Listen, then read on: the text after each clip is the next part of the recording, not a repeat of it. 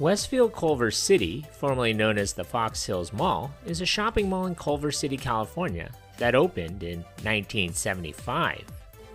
Were you a kid, teenager, adult, parent, or grandparent living in Southern California and would frequent those malls in your area? Were you a mall rat like me, where you spent your formative years people watching, socializing, or shopping at those iconic malls? Let's take a stroll down memory lane and relive those moments of yesteryears. So let's take a deep dive into the history of that mall in your neighborhood. Please leave a comment or a memory of this mall and stay tuned until the end. I want to see if you were paying attention to my video. Thanks.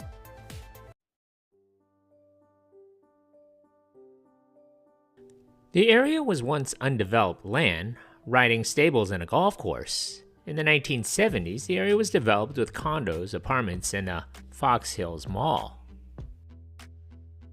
The Fox Hills Mall opened for business on October 6, 1975. The three-level, 1,060,000 square foot enclosed mall was built on 37 acres in an area known as Fox Hills, a neighborhood of Culver City, California. It is roughly triangular in shape, bound by West Lawson Avenue to the north, the San Diego Freeway to the southwest, and Wooster Street to the southeast. The mall opened with a 192,000 square foot The Broadway, as well as a 148,000 square foot May Company. The mall included Casual Corner, Contempo Casuals, size 579, The Gap, Harrison Frank, Floorshine, Kinney Shoes, Stride Rite, Tom McCann, Foot Locker, Gordon's Jewelers, Baskin Robbins, Carl's Jr., Hot Dog on a Stick, Orange Julius, Pets West Center, House of Fabrics, Musicland, Carl's Toys, Radio Shack, Walden Books, and The Warehouse. On January 14, 1976, a 200,000 square foot JCPenney would open. At the time of the opening, the total area was 900,000 square feet, including other outbuildings around the perimeter of the mall. There was parking for almost 4,500 cars. The mall also had a unique design aspect to the mall. There was a glass and steel themed staircase in the center of the mall, as well as angled bridges which connected the multiple levels. Among the tenants that operated around the opening of the mall was originally an arcade from California Kingdom of Oz chain. It and 5 other locations were purchased by Sega in 1976 and rebranded as the Sega Center Arcade. The Fox Hills Mall venue appears to have been one of the more successful indoor arcades to be operated by Sega. Also in 1976, Alex Haley, author of the novel Roots, would host a book signing at the Broadway department stores in the Fox Hills Mall. Those waiting to have Haley's autographed copies of his books formed a line a mile and a half long. In 1977, Carrie Fisher would do a promotional Star Wars interview at the Sega City Arcade. The arcade was prominently featured in the 1983 horror anthology Nightmares. The arcade would later be called Sega's Time Out. In 1985, the mall would be featured in the movie Girls Just Want to Have Fun, starring Sarah Jessica Parker and Helen Hunt. In 1993, May Company would close. It would reopen as Robinson's May. In 1996, the Broadway would close. It reopened as Macy's.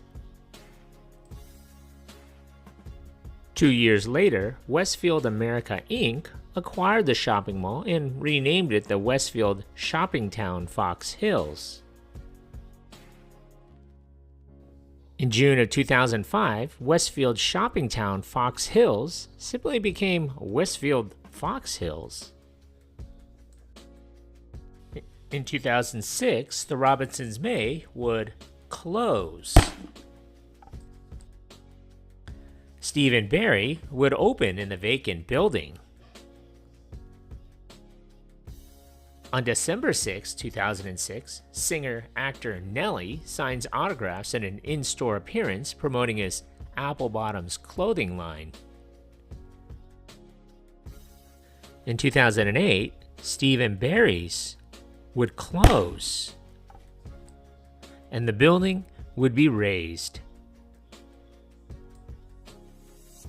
In 2009, a Target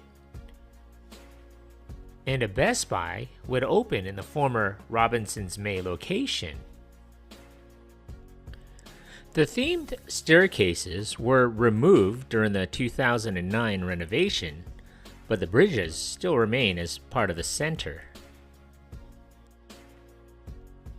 In 2009, the mall would simply be called the Westfield Culver City. The mall is 3 levels, but by the way the mall is constructed, it seems like it's more like a 5-level due to the mini ramps in its sub-levels. The mall has an Olive Garden and a Lucille's barbecue restaurant. This was my first visit to this mall, and I had come here around 11 on a weekday, and the mall was pretty quiet coming off a holiday weekend. The mall itself was pretty spacious, and I thought it was pretty cool as how the mall was designed. Judging by the earlier pictures of the mall, the color palette has definitely been modernized. Gone are the browns and yellows and carpets of the 1970s and 1980s. The mall is white and silver, making it more of a contemporary design found at most malls. There was plenty of stores and very little empty location. The third level was devoted entirely of restaurants, featuring Ono Hawaiian and even a Shake Shack as well. I guess it was called the dining level, a fancier term than the mall food court. Before anybody makes a comment, I'm sorry, it was not the dining level, it was the dining terrace. The smaller restaurants are on the top on the third dining terrace, and the main restaurants are on the bottom. Found it strange that there was an open-air barber shop on one end of the mall, but I definitely think the mall has a unique design. I've found a few malls where there's a Target and a Best Buy at their respective malls, but it is still strange to see considering most of them are freestanding locations. The distinctive pillars at the ceiling definitely gives this mall a sense of artistic style. Maybe I'm the only one who notices things like this when I go about doing my mall tourism. Practically every mall has a center court. It sets up the mall for its theme, and the center court here is very spacious and inviting too. Too bad the original metal and glass staircase is gone. It would have been interesting what kind of modern design they would have come up with. The original ramps connecting the two sides give it its unique look, and it's nice that they kept some of the original design from the 1970s. Some customers would reminisce about this mall. Terry McKinney, who worked at the Limited Express in the late 1980s, recalled meeting a few celebrities during her time working there. I met Magic Johnson. He actually came in my store and gave me his autograph. In 2009, the $180 million expansion and improvements to this mall included new carpeting, tiles, glass railings throughout the rest of the mall.